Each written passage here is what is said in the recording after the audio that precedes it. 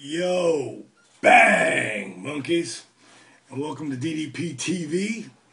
And it's another episode of Wrasslin Wednesdays, except for today. I guess when you get this, it's Friday, so I was late. I got so screwed around with the days. And I want to thank, I put out a bid out to a lot of you out there, and I couldn't find any of the matches, the middle matches with me and Mero, especially this one that was Russ at World War III, because Johnny B. Bad, and I'm just going to call him Bad from now on, Mark Mero, a.k.a. Mark Mero. Bad and I had some really great matches, and I want to thank all the people who sent me links to where I could find the match, and actually it was on Daily Motion. It was Ian Stewart who was the first one to get it to me, and I just wanted to put a shout out to you, bro, and everybody else who sent them to me. I really appreciate it because it makes the storytelling so much better. And I'm glad my boy Dylan didn't get a hold of this to chop it up to make it a highlight reel, because this match right here, watch it from beginning to end. You know, it's not Flair and Steamboat, but man, it's a pretty damn good match. It's a really good match. And, you know, a lot of people would bust my balls, especially on the internet, because I know that you guys know wrestling. The ones who bust my balls about my shit. Kills me. But, you know, I've had my balls busted about laying out matches. And, you know, I'm the kind of guy that could actually lay out a match from A to Z and then back again. But I also could call it in the ring from A to Z. Now, would it be as exciting as laying the whole match out? Hell no, man. Nowhere near it. And, when you look at guys who were amazing in the ring, like Funk and Rhodes, or Flair and Steamboat, those guys were amazing. And they called it in the ring, A to Z, those matches. And sometimes they'd be 60 minutes. But you got to remember that those guys wrestled probably 3,000 times together. 3,000. That's not an exaggerated number. And I'm not putting them down, because those guys were amazing. As a matter of fact, in this match here, it was Flair and Steamboat and Savage and Steamboat's matches. And I went back in the 80s. This is the 90s, of course, because it's 95. And I was constantly a student of the game, because I wanted to know, like, Jake Roberts is my favorite of all time in the ring, but nobody really brought the false finish like Flair and Steamboat, or Steamboat and Savage. Steamboat was a mastermind, but Flair was calling all that, but they'd worked together so many times. It was amazing, and they had some of the greatest false finishes, and on every 1, 2, oh, 1, 2, oh, God, oh, that close, And I thought, there's really nobody doing that anymore. And I challenge you, if you think I'm full of shit, go and watch the pay-per-view matches that were going on in WCW, anywhere around 95, or the WWF, anywhere around 95. And you tell me, just send me a couple matches that got as many false finishes as we have in this match. Now, this tells a good story in the beginning. Get the babyface over, the heels got to cheat. Get the babyface over, the heels got to cheat. Finally, I stop them, and I get some good heat on them. But really, the last 8 minutes of this about 16-minute match is all false finishes, and you don't know when it's coming. Now, of course, it's going to come around somebody's finish, but actually, is it?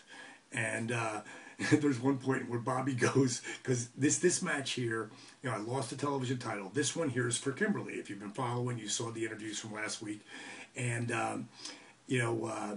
this match will be for having Kimberly as your manager. So, and I treated her pretty badly, stealing a lot of Savage, a lot of Savage and Elizabeth. But that was done so well, if it's not broke, don't fix it, So, again, studying Randy and studying so many of the guys.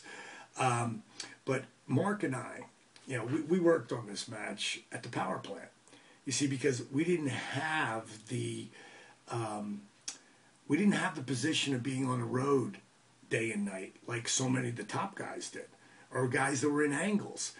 what they actually had to be able to work every night together, you're going to get really, really good. I mean, there's a reason why guys could call stuff so easily when they were doing it. Mark and I called a lot of that stuff in there, but we already knew where we were going. And then if that wasn't working, we knew another way to go. And but the power plant is where I would go when I wasn't on the road. And Mark would come down there and work with me because he wasn't on the road a lot either around that time. So it was really funny because the bookers at that time, they tried to like stir the pot between me and him because our shit was getting over. I never beat him the whole time, but little by little, the fans were starting to see, hey man, this cat can work, he can go. Listen to the crowd. You can't fake the crowd. There's no piped in pops. And we're the first match. We're not the main event. We're the first match. So, the false finish really is the whole thing with our matches were all about. Not letting you know when it was actually going to be there. Now, there's a couple fun spots in this match too. And this is like Max is going now because he cost me the title. And so it's basically now Kimberly's gone. So now for the first time, DDP is on his own. And it's fun where the whole character goes. And be aware that there's going to be commercials in this match, which sort of surprised me. I thought, what the hell's the matter with this thing? It's going to commercial. Does it mean this match is over? And it gives you a little countdown. So if you're watching the whole match, you get to see that. And as it does count down. But I would recommend watching the match all the way through because it's a lot of fun. And we really grabbed the people. And Bobby Heenan is priceless, as always. And Tony's really, really good, too. Off the match, if you are going to be in West Virginia this Friday, this Saturday, January the 8th, I will be with East Coast Championship Wrestling. I know that Road Dogg and Billy Gunn are going to be on the card as well. I'm not sure who else is going to be on that card, but I'm looking forward to that. I'm actually going to be inducted in the Hall of Fame that they have there, which is pretty cool. It's anytime you're recognized by your peers, it's pretty cool.